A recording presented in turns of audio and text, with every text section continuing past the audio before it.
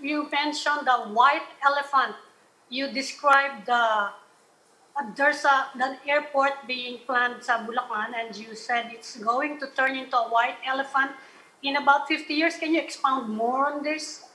You know, that all comes from the position papers of the groups who are opposing it.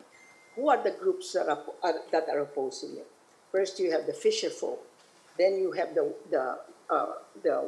wild birds, because they're all affected. Then you have the like organizations like Oceana. They all got together, put a fantastic position paper, presented it to Congress, each provision and saying why they were against it, etc. And they were heard, and that was it. And they still went on with the same thing. I mean, they still went on approving the project. When you're what did I mean when I said white elephant? Kasi sinabi yung mga grupo, yung environmentalists, etc. Sabi nila, yung lugar na yan, in the first place, that is going to cover a river. In the two barangays in Bulacan. It will cover a river. It will remove the tidal flats, mud flats that are very, very important in trying to prevent flooding. Mawawala lahat yan. That's supposed to be public land, but never mind. Let's just talk about what will happen to that airport. That airport is going to be built 3 meters above ground. Okay? Para mawala na raw yung flooding. E nakalimutan nila na yung rate of subsidence ng yung parting yon, actually the entire Manila Bay, is about 3.6 centimeters a year. Yeah, it's going to be 1 meter in 12 years. Yes. Just do the arithmetic. Yes. Sinabi ko ba 36? 36 ba yun? 8.3 centimeters times 12 equals 99.6 centimeters. Yes. Ayan, that's it. So almost 8.3 centimeters times 12 years, that's 99 centimeters. That's almost 1 meter. That's why I said in 31 years, talagang underwater na itong ating airport. And the government is going to take it after 50 years. So after 50 years, that thing is going to be 2 meters below sea level. That's what I meant. And that comes from those people who are saying, why are you doing it there? Hindi ko pa nasasabi na that area is on the path of the wild birds travel from sanctuary, yes, Canada, right, etc. They go right over that area. So there's danger of bird strikes. Ang dami thing. They brought this all out. So I said, if in 50 years it's all flooded, what will the government get? Nothing. Meanwhile, it has forgone all the income taxes and business taxes and value-added taxes and custom duties. In-exempt nila lahat. Diyos ko, sabi ko, ano ba naman yan? Sabi, yung sa batas, whenever it is a project that is what do you call that? A project that is unsolicited. Yes. It's unsolicited. You are not allowed to give any form of subsidy, and yet they're giving it. So I mean, they are absolutely just ignoring the law as if it were not there, and we are all accepting it. Kasi hindi ko nakita ito eh. I mean, my attention was so focused on COVID and the effect on the economy that I let this all go. And then when I looked at my materials, I said, my God, this thing is such a Pero wala Yes, pa, ma'am. ma'am. Ma'am, Do you think on the position that a tax holiday, a tax break is in fact a subsidy, can that then be basis for a legal challenge to the contract? Of course, but as a, of course, if you talk about a subsidy, anything that represents, government's loss of funds is a subsidy, naturally, hindi ba?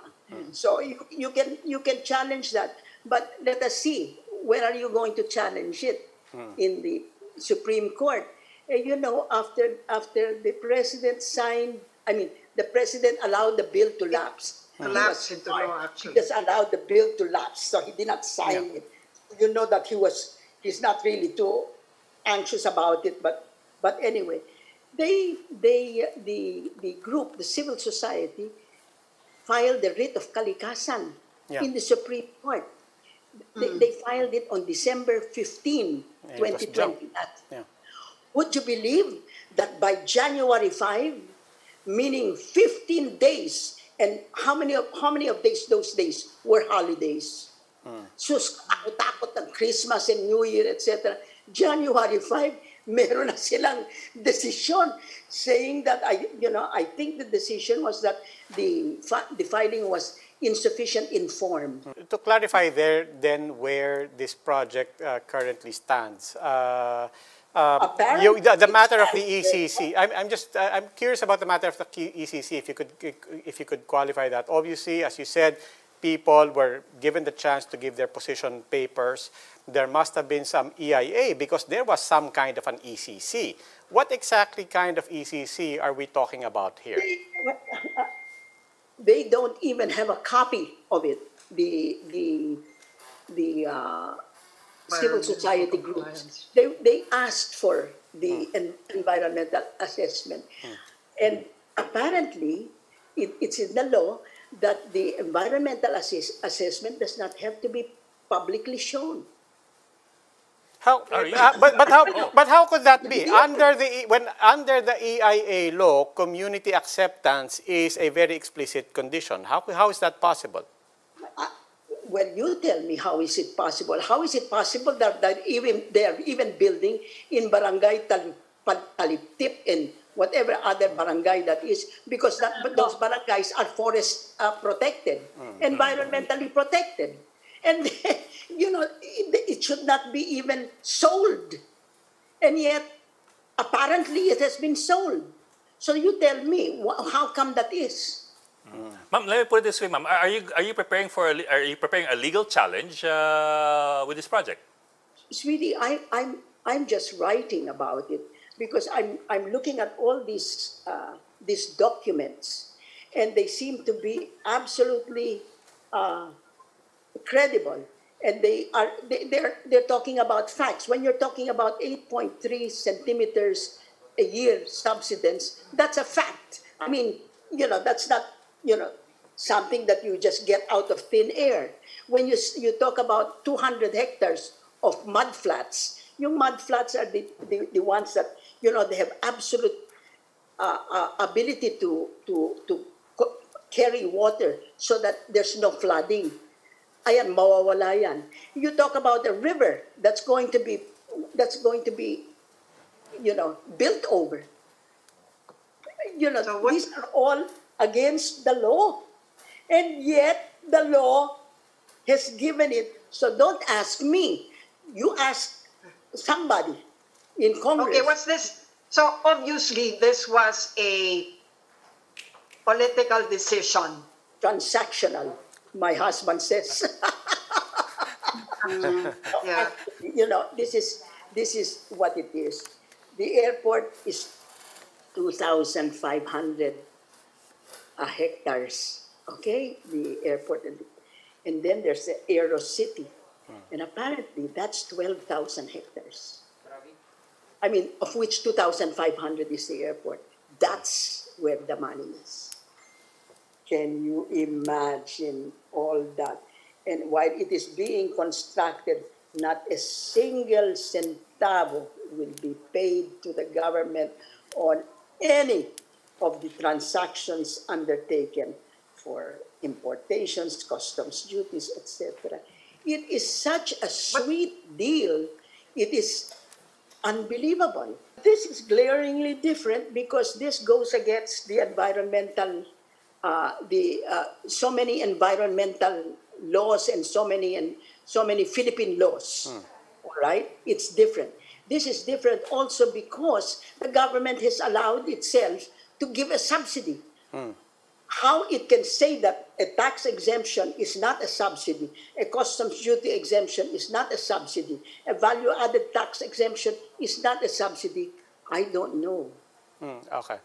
You know, What about the provisions on sorry, Amy, go ahead. So there is no precedent for this kind of project. You can't think of any project, maybe in the past 30 years, na yung conditions for the project. You can think of a similar project. well, in the past, I don't know, but this is a very huge project. It's 714 billion pesos, and some say it's going to be up to 1.3 trillion pesos. It's the largest project in the PPP list of projects. To give you an idea of the magnitude. Yeah. And you would think, oh boy, fantastic. There are gains, there will be people who are gaining, but the losses to the Philippines will be tremendous. And then the government thinks it's going to it's going to manage that airport. It will never do. That airport will be, I don't know, unless they do something humongous to rebuild it or to rehabilitate it. I don't know what they're going to do.